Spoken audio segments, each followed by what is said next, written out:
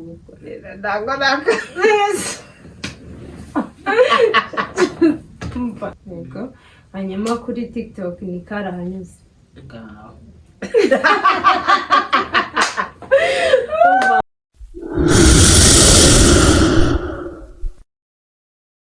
ngwaye ikaze rero wowe ufunga video zanjye bwa mbere niba uri mushyashya hano njye nitwa Cyusa Edouce nkaba nguhaye ikaze rero mu muryango mugari w'abantu bashaka kwamara neza kwiga ndetse no kubona amafaranga.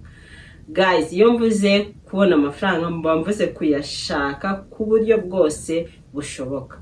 Rero nkaba nkushishikariza gukora subscribe warangiza ugakanda kwa kazugira kari kurande kugira ngo igihe cyose na uploadinze video uzajye ubona aka notification. Guys, rero we mushyashya wiyumvemo ikaze hano kuri Cyusa Edouce. Ikindi ndashimira nawe udahwema kunshyigikira uko bwije nuko bukeye, sharinga video zanjye, like, comment. Imana yo mwijuru bamera umugisha mwese. Rero dore ibintu zijya hano kuri Cyusa Edouce uzahigira kwamara neza bijyanye n'imiterere yawe, uzahigira ubwiza, uzahigira ubuzima, mbese ibintu byose dukenera mu buzima bwacu bwa buri munsi. Uyu munsi rero nifuje ko tuganira ku bintu bigiye bitandukanye ariko mfite umuntu dufitanye gahunda. Rero ino video irasekeje cyane guys. Ni umushuti wanjye yansabye ikiganiro yitwa Confiance, afite channel yitwa Confiance TV show. Ngiye kumukorera prank mubwire ko tutari bukora uyu munsi kandi yaturutse Musanze. Murumva ukuntu ngiye kumukora prank, arinjira aho ndi gukora ikiganiro atabizi, kamera ndaba nayihishe, ubundi aze twicare duteye story muhakanire ku mugaragaro namwe mwumva ko tutari bukorane kandi yazindutse. Murumva ibintu ngiye gukora, mumfashe ibi bintu bimpire. Guys, rero yazindutse mu gitondo cya kare kuko yari yambwiye ngo saa moya ngo saa mbiri ngo azaba ngezeho. Ndi kwikora introduction n'amavideo yanjye sanzwe. Rero ubu umuhakanire akiri Nyabugogo mubwire tumva ati nabivuyemo ntabwo ndi kuboneka, cyangwa mureke agere hano mubwire ko bitagishobotse. Reka rero tukomeze twikore video yacu, n'ubundi ndaza kumva anyoboza, ndabizi ko atahazi, ndaza kumva anyoboza ubundi tumukorere plan. Guys, rero mbere yuko agera hano reka tuye twiganiraho gatoya. Hari abantu bambwiye ngo mbarangira ahantu nkorera, ngo bashaka kuzaza kumahira. Nkorera mu mujyi muri Tropical Plaza imbere ya Tedemiri. Uramutse ugeze imbere ya Tedemiri uhita ugira urambwira ati ngeze hariya ndaje. Menya ari wone arababagaye we. Allo? Oui.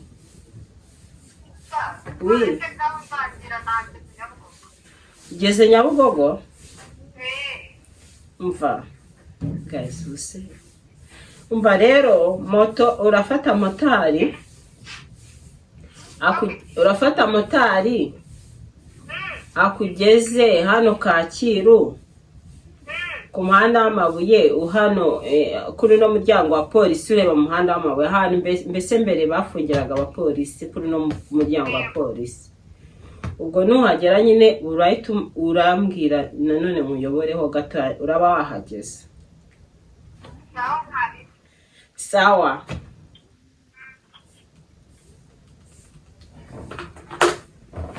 Guys, murumva ko ahageze. Ngiye kumukorera prank ku buryo bwo bwose atazigera n'umunsi n'umwe anyibagirwa. Mbega ubugome we. Umva rero ngiye kwikora umusazi, nigira umusazi mubwiye tumva uyu munsi ntabwo tubikore, ntabwo ndi muri mode, mubwiye tumva bibaye byiza ahubwo wakisubira musaza gazanya ubwa tuzaze dukore. Ngiye kumukorera prank. Reka njye kumufata ku muhanda, mvuye kumuzana agiye kuri toilette ho gatoya, ubundi ngiye kumuzana mwicaze muri iyi ntebe. Urumva noneho ntago ari bumenye ibyabaye, na kamera nayihishe, ntago azi ibyari byo.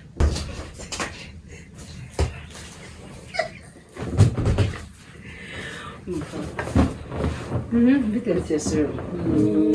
Ça va. sava umeze neza bana we mbega imyaka myinshi gosha umva Kigali harakonje wagira ngo imbeho y'Imusanze ndayiza Kigali hasigaye hakonje mu gitondo ariko nka saa yine Yesu we izuba ryaba rihari ahubwo irifuza gusubira iwanyu hamwe hakonje dukora rero dukora iki se kuri kiganiro dore naje ntabwo ndi bukore uyu munsi please yego ko nyagasani none se ko wambwiye ngo uzaza ku wa mbere saa yine ukabuje saa tatu kandi hari gahunda nakubwiye ko nzajyamo nakubwiye ngo tuzakonfaminga mu gitondo rero nabonye nta mwanya mfite wo kukubwira ngo uze kubera ko narindi kwihuta nguruka none dore umpamagaye ndangije kwitegura nigendeye turabigenze te nibyo twigeze ubimbwira kutabibwiye ndi mu modoka rwose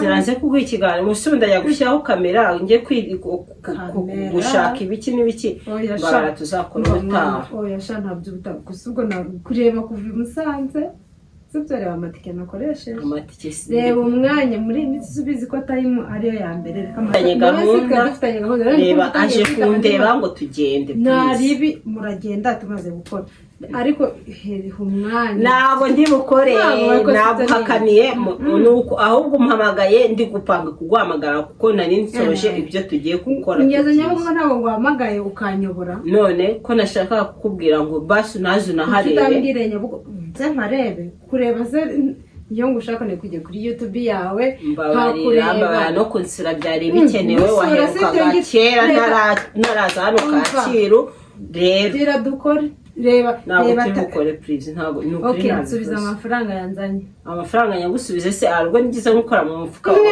yagutega ngo si Kigali ubana ngo babinkora babarira dukora mbabarira reka ngwire basi reka dukore iminota 12 ntabwo turi buyirene 12 ni mikeya kuri video zanjye ubundi nkora kuri video go ya 20 ihangane rero none si kuki utamakaniye none se unansi ko ndikubwire mu gitondo nguze none dore reba time yanjye uzi ijoro nabyutse ndarizi uzi umwanya nafashe none se izo gahunda upanze kandi ubizi nako twadufitanye gahunda nezi so mwabantu mumva bare mumbwire nkorera iki no muntu kugira ngo yumve amagambo nima namubwira mfite gahunda umushiti wanje je kundeba ahantu tugiye ababwira ngo abantu mwe ko ari nge nawe turi hano ndanazana n'abaturanyi ndabasana mbabwiye umuntu yaneye bagabanya brage zawe dukora please rero gabanya brage dukora ni plank ndi gukorera ndagoraka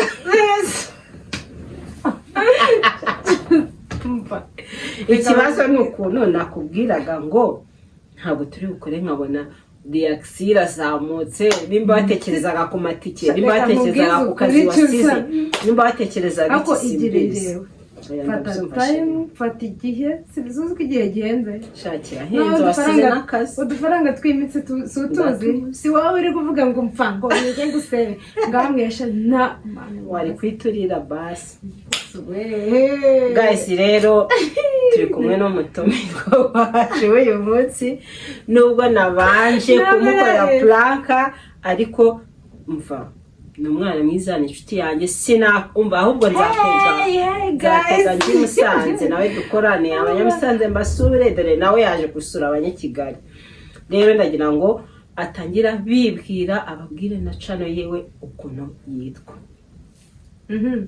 muraho neza abakunzi ba Cyusa Edouce ndabasuhuje cyane nitwa Confiance TV show wow ugiye kuri YouTube tubona ni Confiance TV show wow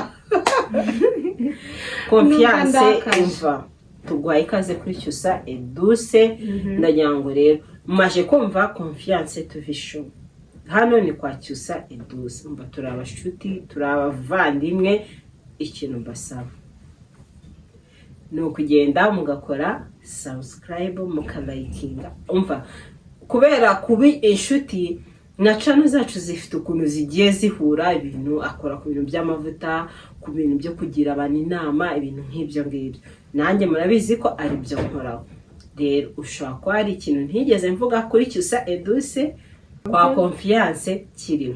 Rero mugende mumurebe mukorere shares, mu liking, mu mehe comment kugira ngo twese turusheho kuzamurana, kugira ngo twese turusheho gutera imbere.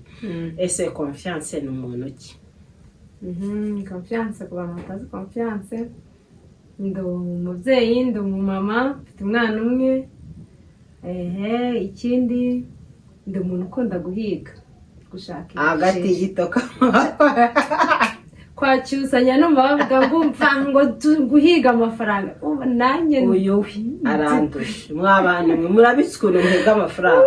Uyu arandusha, niyo mukire tuziranye mbese. Motiveta wa mbere ngira n'uyu, kuko akunda kuvuga akantu ko gushaka ibiceri cyane. So rero biba byiza iyo ufite inshuti igufokasinga, ikaguforusa, ikakubwira tumva dushaka amafaranga. Apana za nshuti zo mwicara mukirirwa muri mwe twanywe twari oya, muhiga amafaranga nimunicara mwicare mufite mwicaranye, sibyo safe y'ibintu nk'ibyo. None se urugero, eka kugira ngo tuganireho gatoya n'ikiganiro kitaza kuba kirekire cyane, tureka tuvuge nko urugero nko ku badamu, nk'abadamu bitinya mu gushaka amafaranga. Igihe umudamu agera mu rugo umugabo akamubwira icara hariya urera abana, ugasanga ikintu cyose arakibaza umugabo, urukweto, amavuta, isukari, isabune. Nk'uwo mudamu wamugiriye inama ufite umugabo umeze gutyo, uvuga ati icara mu rugo ngiye nzagutunga? Ikintu cya mbere abaye ari amahitamo y'umugabo we, ntabwo nanone namubwira ngo nashiramo imbaraga aforce umugabo kujya gushaka amafaranga atabikora. Ariko nanone abimbwiye ngo mbe mu rugo mfite telefone, sibyo? Hari ubungubu ntabwo bikigombera kubona igishoro kirenze cyangwa se kuva mu rugo ukagenda. Ubungubu umuntu wese ufite telefone akorera amafaranga. Icyo ni icya mbere.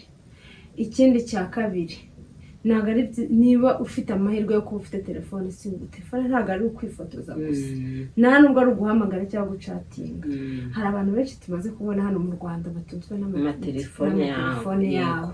So wa mudamu we, niba uri no kudukurikirana cyangwa se uri umukobwa cyangwa uri umusore cyangwa uri umupapa ufite telefone, ibyaza umusaruro. Kuko hari video y'ubushize nari nakoze, umuntu yaraje hano nyine kwa kuntu umuntu agenda akora shares, abona video zanjye arazikunda, abona ukuntu ngira abantu inama yo gukora business ntoya, ukazamukira kuri ya business ntoya ku mafaranga yawe makeya ugatangira ka business. Aranyandikira arambwa, ariko nari navuze ati hari umuntu wambwiye ati cyusa nirwa mu rugo na amafaranga ndabona, ariko ndimo ndasavinga udufaranga duke kuya nanjye ntangire nikorere. Arambwira ati rero mpa imyenda yawe nzajya mupostingira, noneho nimba ikanza ari 10,000 umuntu wanyu nshaka kuyimugurisha 12, ayo 2 nkaba ndayakoreye. Urumva ko yabyaje umusaruro telefone yiwe. N'ibyo bintu rero nabyo ushaka kubikora. Nagiye mvuga business nyinshi umuntu ashaka gukorera n'igishoro, kuba ufite igishoro cya mbere muri telefone yawe. Cyangwa ufite telefone rwose ubaho pe, upfa gufunguka mu mutwe ukabatireka mbyuke mu gitondo nkora iki, ngiye kwa confiance acuruza inyanya nziza, reka ngende nzifotore nzishyire ku status yanjye mvuge ko ndanguza inyanya, abakiriya urababona. Ikindi kandi navuga, hari nk'ukuntu usanga nk'abadamu avuga ngo turi mu two mu rugo ngo twaramfashe, ukibaza kuva mu gitondo kugera nimugoroba wabuze iminota 10 wicaraho ukaruhuka. Uzi ko ushobora no kuba uri kurya ugapostinga, sibyo? Umuntu agahita guhamagara, ibyo bintu ko ari byiza nabikura he, ukamubwira uti genzo mama bikora rwose. Ikintu yakoze ni igiki, yarambwiye cyusamba barambwira ikintu nakora, ati ntuye ahantu hari ibigo by'amashuri. Ati ibyo bigo by'amashuri harimo abarimu benshi bazagira ute babura ahantu ho kurya, bakanga kurya ibiryo byo mu kigo. naho ngati rero wowe uzashirika ubute ari nka saa sita abarimu bose bagiye muri pause ugende ukomanga ugende muri salle de prof ukomanga magate ngiye nitwa runaka ntuye hano hafi ndifuza kuzajya nteka ibiryo nkabazanira ati nteka ukavuga ati biterwa na ideas biri mume cyangwa ibyo mukunda kurya ushaka kuba mumbwa ngo kuri pla yacu ujye ushyiraho umuceri ikijumba mbese indyo yuzuye ati utuzanire umudamu umva yanyoheje amafaranga ngenda muri TDMI nkugura utubox amaje kumugura utubox ndatumwohereza aratuza amaje agura amasafuriya barateka akagemura yavuye mu rugo. Rero nkuko confiance yabivuze ushaka kubyaza umusaruro telefone yawe ushaka kubyaza umusaruro ahantu hose utuye. Akandi kabazo nashaka kukubaza ese ko muri iminsi tumajije kumva ijambo nyashi ryabaye ngo umugore udafite nyashi ngo umukobwa udafite nyashi ngo abagabo ntabwo bamukunda ibikiri boye ibintu bya nyashi ubivuga hiki? Icyambere rero abakunzi bacu Saedos nyewe ndi nyashiresi nyashiresi arababeshya batafite nyashiresi urumva icyambere mfite confidence ndikunda urumva ngewe uko ndi ndanyuzwe sibyo ndanyuzwe kubera ko ubusanga na wundi ufite nyashi hari ikindi kinabura rega n'umuntu buri nose ukanguha urugero uzasanga muri gym harimo abantu benshi bagiye gushaka iki nyashi noneho igitangaje uzasanga hari abagabo badakunda nyashi usanga hari n'abagabo bakunda nyashi ari uzifite ararira ari utazifite akarira. Ibanga ikunde nicyo kintu cyambere ubundi mvugiye ibintu nta nubwo razikata kana ari ukavuga ikintu cyo kwikunda mura nkibigisha hano kuri ikunde. Guys turi kumwe na confiance twavuga byinshi umva nta nubwo ikiganiro n'isaha yose pe kubera iki afite ibitekerezo bizima arubaka angira inama nanjye nkayimugira mbese ni inshuti yanjye ya hafi.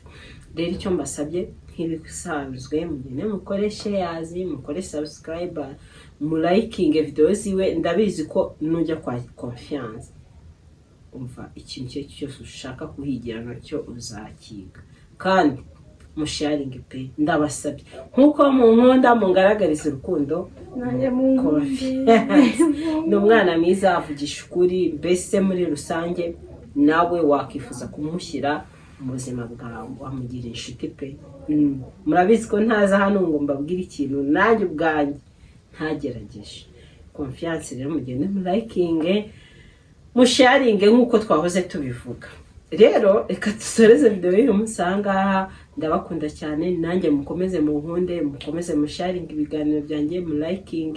Ikindi confiance nta social media ukoresha wenda Instagram TikTok ibintu nk'ibyo kujyanaho bagende bakore follow kuri Instagram ni Confiance TV show yego hanyuma kuri TikTok ni Karahanyuze ngaho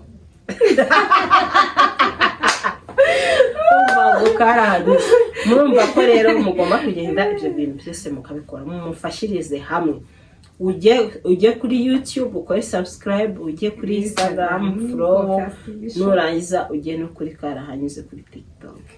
Nanjye rero mbabwira ngo umuntu utampfollowinga kuri Instagram yanjye Cyusa Edouce yarahombye ndamuhomba.